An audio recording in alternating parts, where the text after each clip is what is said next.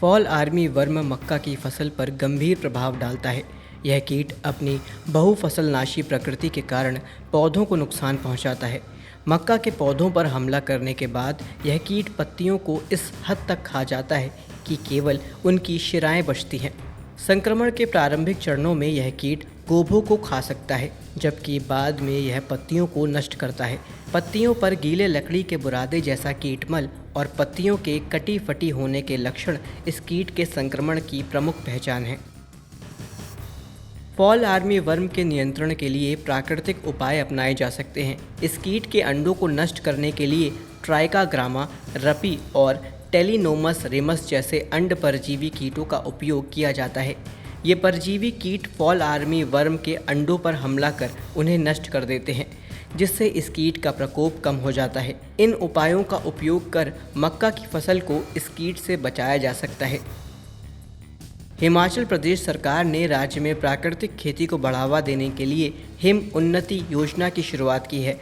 मुख्यमंत्री सुखविंदर सिंह सुक्खू ने बताया कि इस योजना के तहत 150 करोड़ रुपए का बजट निर्धारित किया गया है, जिसमें लगभग 1.92 लाख किसान लाभान्वित होंगे।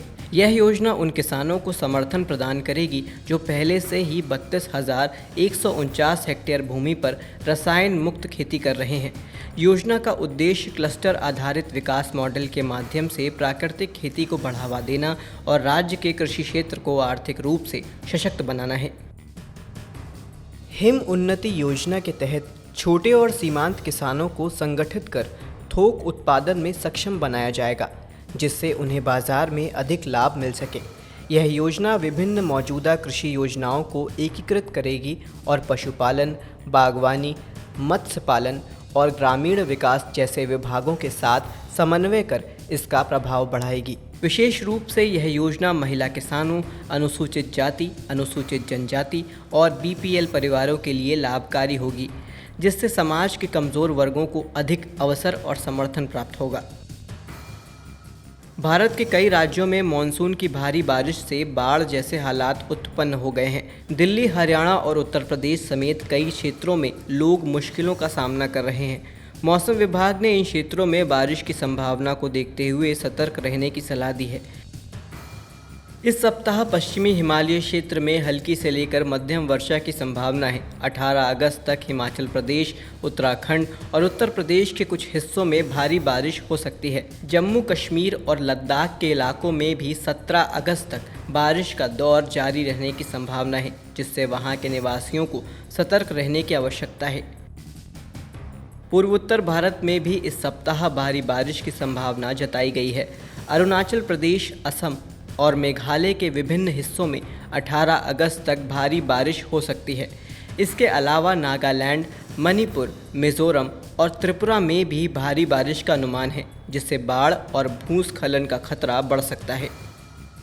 प्रधानमंत्री नरेंद्र मोदी ने नई दिल्ली में पूसा गेहूं शरबती HI 1665 की नई किस्म का अनावरण किया, जो जलवायु परिवर्तन से उत्पन्न चुनौतियों का सामना करने के लिए भारतीय कृषि को सशक्त बनाने की दिशा में एक महत्वपूर्ण कदम है। ICAR भारतीय कृषि अनुसंधान संस्थान इंदौर द्वारा विकसित इस किस्म को विशेष रूप से जलवायु परिवर्तन से प्रभावित क्षेत्रों में खेती के लिए तैयार किया गया है, जिससे भारत में गेहूं उत्पादन पर सकारात्मक प्रभाव पड़ेगा।